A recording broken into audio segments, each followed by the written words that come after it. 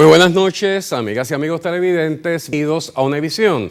Héctor Méndez Caratini es uno de nuestros maestros fotógrafos y videoartistas de mayor trayectoria, con 3 décadas y media de excepcionales proyectos de creatividad de reconocido mérito. Más de 100 exposiciones y 7 vídeos artísticos ilustran y atestiguan la fértil creatividad. Su trayectoria académica lo llevó desde la Universidad de Puerto Rico a Boston University, al Germain School of Photography en Nueva York y al Centro de Estudios de Puerto Rico y el Caribe. Al presente, su excepcional muestra, Incaterra, llena las importantes salas del Museo de las Américas con la fuerza de la mística incaica y borincana, la preservación del ambiente y el respeto por la Pachamama, nuestra madre tierra. Esta noche conversamos con el artista.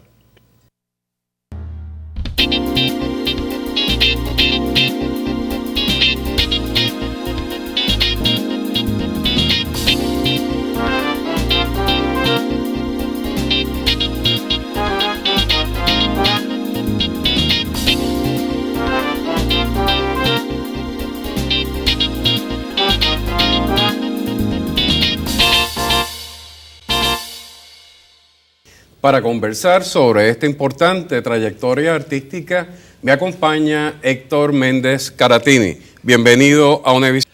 Muchas gracias por la invitación y para poder compartir con vuestro público. Un verdadero placer tenerte finalmente con nosotros en el programa. Y para dar inicio a la conversación de esta ocasión, me gustaría entrar a los inicios, tus acercamientos a esta trayectoria artística que ya cumple 3 décadas y media. Pues sí, mira, yo comencé fotografiando en blanco y negro.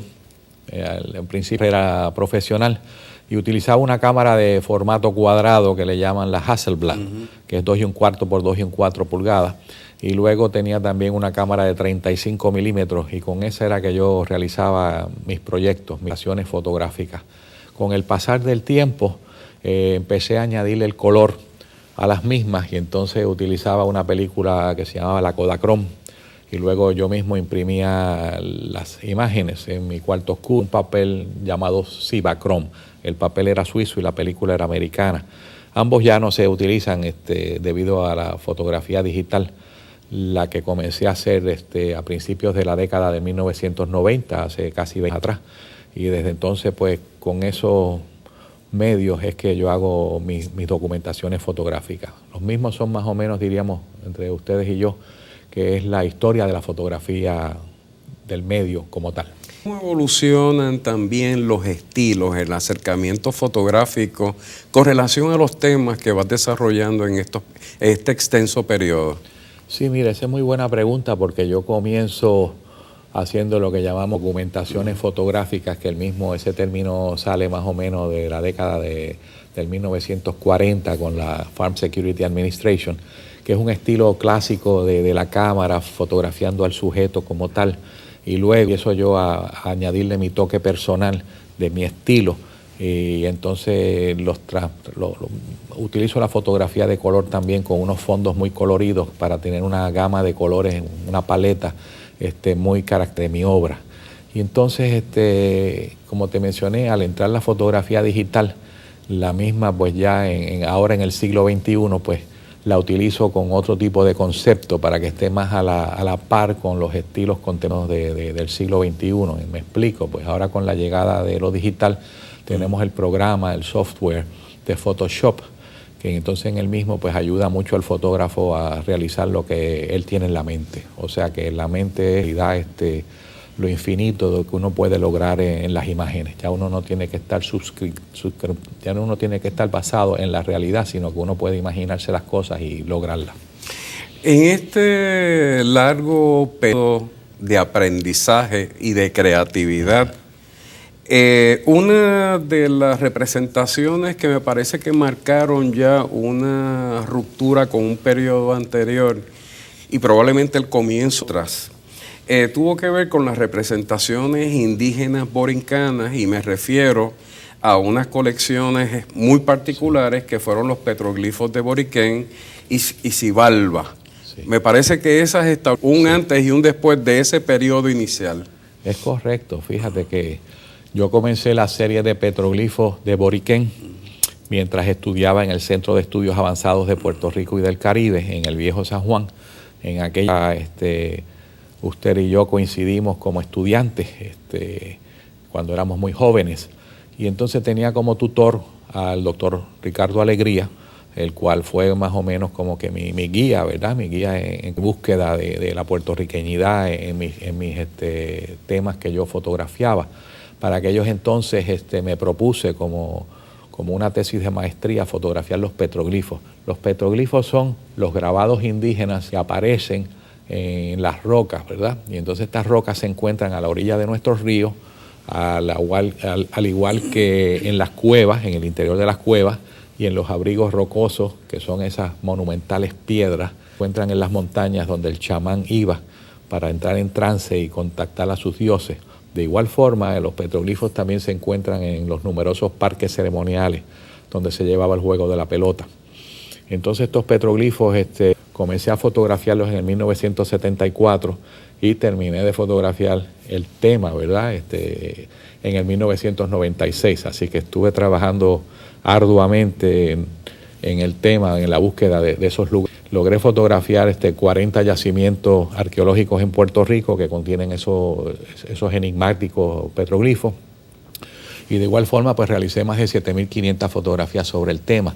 Así que tengo un atlas etnoso sobre el tema de los petroglifos. Luego, cuando mi esposa, Anel López, la doctora Anel López, decide hacer sus estudios doctorales en la Universidad de Harvard, en Cambridge, Massachusetts, nos mudamos, ella, yo y mi hija, y para que ella pudiera hacer sus estudios. Entonces, mientras yo vivía en Cambridge, aproveché la oportunidad de la tecnología que se estaba llevando a cabo en esos momentos. Esto fue ya para el 1985 a los 7. Y allí pues pertenecía a un grupo de vanguardia de videos titulado Subterranean Videos. Y los mismos pues teníamos como nuestra sede el Boston Film and Video Foundation. Allí en esa entidad logré hacer el video de la Xibalba. La Xibalba, pues en términos de la cultura mesoamericana, ¿verdad? Significa el bajo mundo donde viven las deidades, de acuerdo al Popol Vuh, lo sagrado de los mayas. Y entonces para esa serie, pues yo lo que hice fue, me había llevado mi extensa colección de fotografías en blanco y negro de los petroglifos que les mencioné, y entonces fotografié los mismos y luego a través de las computadoras logré añadirle color y movimiento a dichas imágenes. Ese portafolio del Xibalba logró posteriormente en el 1990 el premio Lihotzky Photography Award que otorga al Boston University, y un año más tarde logró también el Kodachrome Award of Excellence que otorga la Kodak de Rochester, Nueva York. Dando un salto en el tiempo, acercándonos a nuestro momento, Incaterra se nos presenta como un borde donde se va recogiendo esa experiencia anterior, pero con una visión ya más madura, no solamente desde el punto de vista de la tecnología fotográfica, sino también de la profundidad, del compromiso con esta visión mística por un lado y por otro lado de conservación. Incaterra se presenta como una suite en 3 movimientos. ¿Cómo explicamos esa analogía entre la fotografía y la música? ¿Y cómo se origina realmente esta acción? Como dato curioso, ya en el comienzo de mi carrera, en el 1974, yo fui a visitar distintos países de Latinoamérica. Pues me interesaba mucho, y entonces entre numerosos países que visité pues estaba Bolivia, Perú, Argentina, Venezuela, Brasil, y entonces pues de hecho lo primero que quería yo hacer era visitar el legendario Machu Picchu. Entonces pues las fotografías que integran el Incaterra fueron tomadas durante esa época. Entonces esas fotografías las imprimí dándole el color sepia, que es el color de la memoria, y entonces las contrasté en el 2008 con otro viaje que me di al Perú pero esta vez para visitar el Valle Sagrado de los Incas, ¿verdad? En aquella época, en el 1974, turísticamente no estaban abiertos los demás complejos arqueológicos que luego con el tiempo lograron para el disfrute del público. Y entonces pues decidí visitar también el Amazonas, puesto que era uno de mis preocupaciones, ¿verdad? La cuestión de la deforestación y conservación del ambiente para continuar fotografiando los temas que a mí tanto me interesan. Y entonces traté de como que unir esos conceptos juntos en una sola pieza, y por eso es que la llamo en 3 movimientos.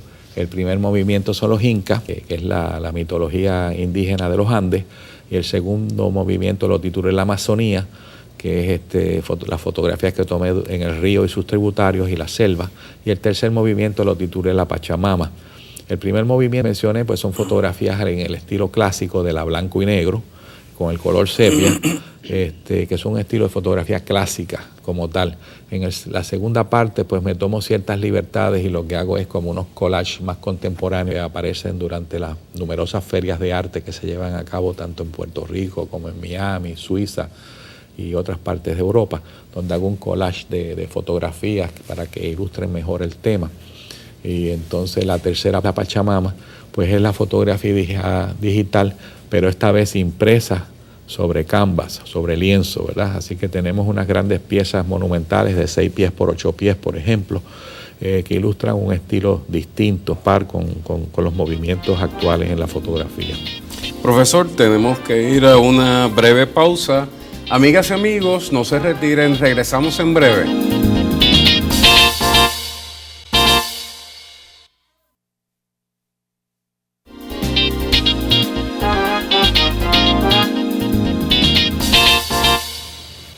Continuamos conversando con Héctor Méndez Caratini. Otro aspecto muy importante del trabajo que realiza al presente tiene que ver con lo que ha llamado el Centro de Conservación de Plantas en Peligro de Extinción. ¿Qué origina este particular proyecto? Ese es un centro de plantas en peligro de extinción que comencé hace como 10 años atrás. Siempre he estado muy interesado en la conservación del ambiente, y como vivimos en un Puerto Rico que está tan lleno de cementos lados y por donde no se respeta la naturaleza y donde se talan los árboles indiscriminadamente, pues decidí poner mi granito de arena y privadamente pues crear un centro donde esas plantas endémicas países, así como en el nuestro, pues puedan subsistir. Es como un tipo de arca de Noé, donde he logrado conseguir plantas de todas partes del mundo tropical, Costa Rica, Panamá, Colombia, Venezuela, y entonces las estoy creciendo en Puerto Rico. Todo esto con los permisos requeridos del USDA, o sea que yo tengo los permisos de importación para traer esas plantas. De forma, en mi viaje al Amazonas, pues, el propósito también era recolectar esas plantas y luego introducirlas a Puerto Rico. Es un centro donde la gran variedad de plantas que tengo son de las especies Zingiberalis, que van a las heliconias y los costaceae, que son unas plantas a las cuales yo me he dedicado exclusivamente a conservar. De igual forma también tengo numerosos árboles frutales, algunos de ellos provenientes de Asia que he ido, creo. Entonces este centro pues ya lo han visitado varios botánicos internacionales, y entonces se quedan maravillados de la cantidad de flora que tenemos en el mismo, y muchos de ellos pues se llevan algunos ejemplares ¿verdad?, para reforestar sus respectivos países. Ellos me comentan de que con el progreso pues se construyen autopistas nuevas, y esas autopistas pues lo que hacen es deforestar el ambiente en esos países. Y entonces me han comentado cuando ven en particular, esa ya no existe en Perú, esa ya no existe en Ecuador, y entonces de esta manera pues se logra reintroducir nuevamente.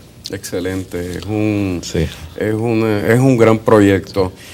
Me gustaría que pasas a hablar sobre las raíces ancestrales en el Nuevo Mundo, que han sido temas reiterados en los trabajos fotográficos, principalmente tradiciones y costumbres religiosas, entre ellas el gagay vudú haitiano, María Lionza en Venezuela, Calí y Marianman en Martinica y los orishas de Brasil, que han sido constantes de la temática y religiosa en su fotografía.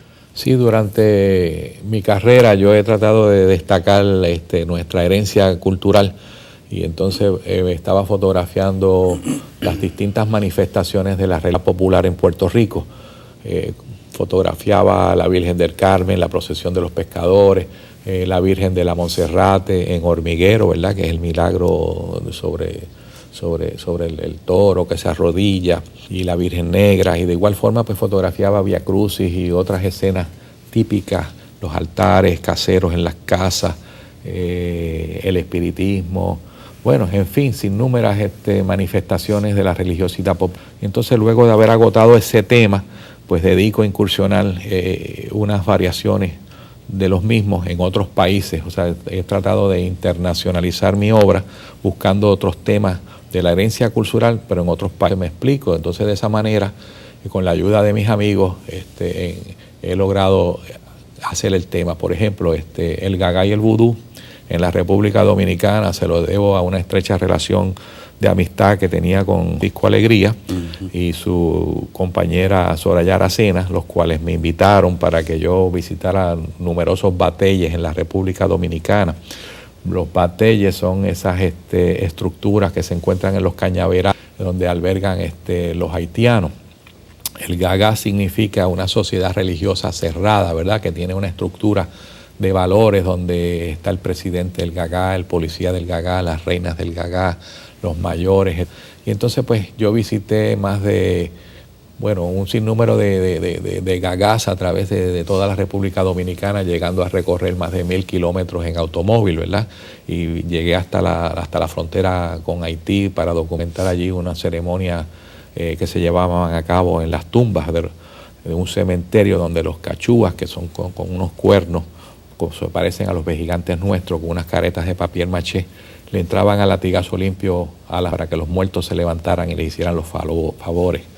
Por otra parte, también visité también en 1991 Venezuela en 2 ocasiones.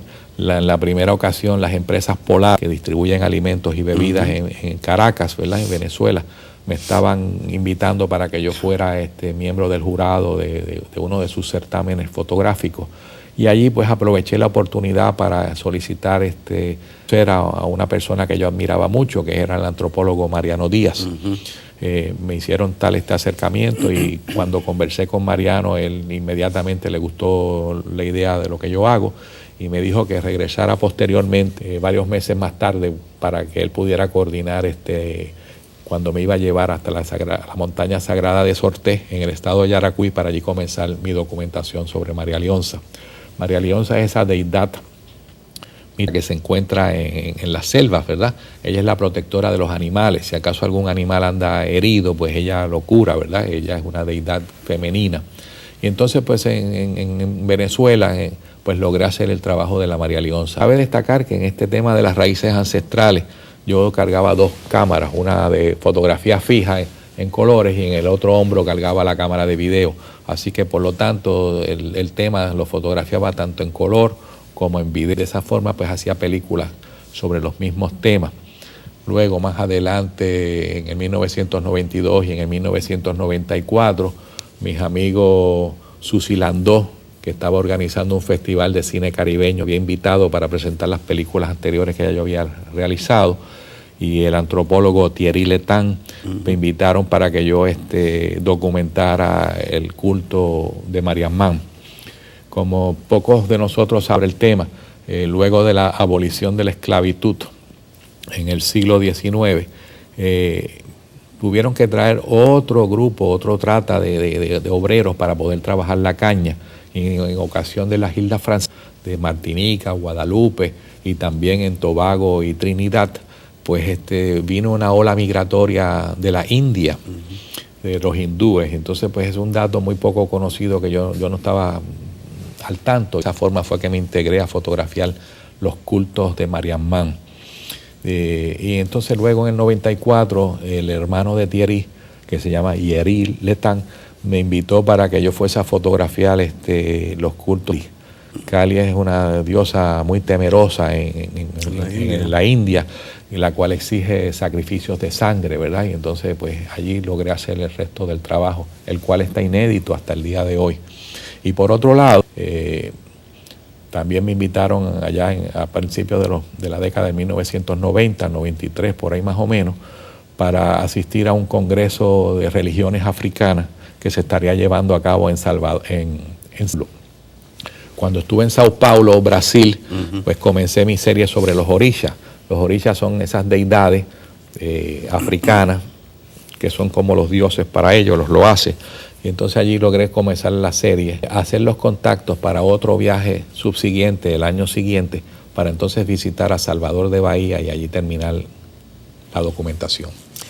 En nuestra conversación previa, preparándonos para me llamó mucho la atención dos proyectos en los cuales estás trabajando intensamente, que tiene que ver con la visita a los templos de Angkor Wat en Camboya, clave en esa historia del centro de Asia, y una visita a la isla de Borneo. Y en ese sentido hay una continuidad de lo que has estado haciendo con relación a las grandes civilizaciones americanas, por un lado, a lo que tiene que ver con la conservación de las selvas tropicales, y el tercer aspecto, lo que tiene que ver con tradiciones y culturas de naturaleza mística y religiosa. Pero me parece que estos dos proyectos son dos proyectos que son sumamente interesantes y además importantes. El de la visita a los templos de Angkor Wat en Camboya, ¿cómo piensas desarrollar? ¿Semejante a lo que hiciste con los incas? Pues mire, este es un proyecto paralelo, la extensión lógica de mi proyecto actual, que estoy imaginándome cómo lo voy a materializándolo en la mente primero para luego llevarlo a cabo a la práctica. Y entonces para el mismo, yo pertenezco a la Heliconia Society Internacional, además de haber sido el presidente de la Heliconia Society of Puerto Rico. Iré a la convención que se llevará a cabo en Singapur en el verano próximo.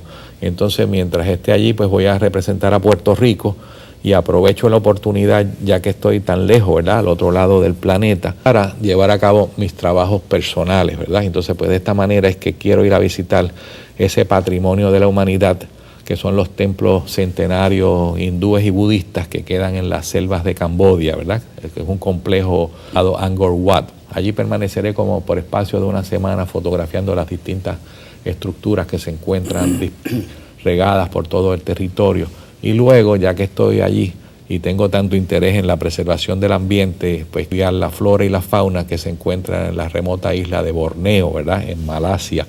Es más o menos lo mismo que acabo de hacer con la Incaterra, donde tengo las ruinas de los incas contrastadas con la Amazonía. Pues en esta manera, pues una lógica extensión del tema.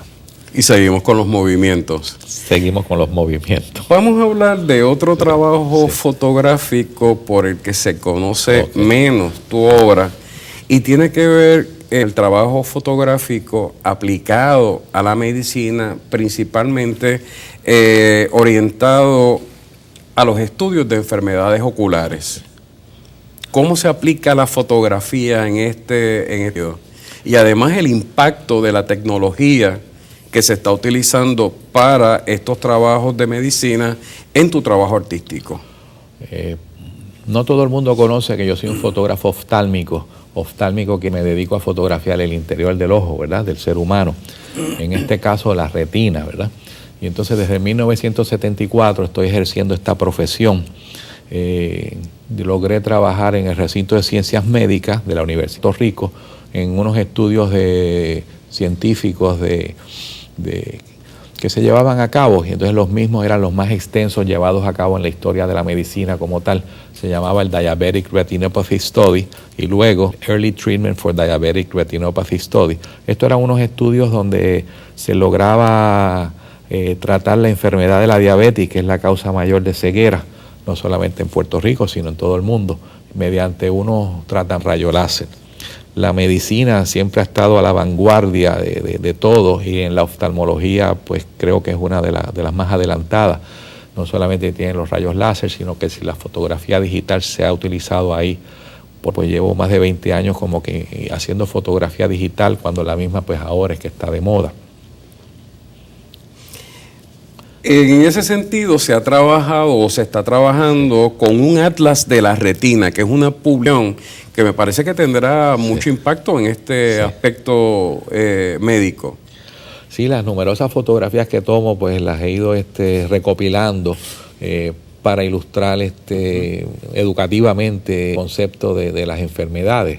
De esta manera, pues tenemos la fotografía del nervio óptico y de la mácula y la retina. Y el trabajo que yo hago es más bien un trabajo de ayuda, en el sentido de que fotografías que yo tomo se logran estar 100% seguro de que la enfermedad que uno está tratando es esa.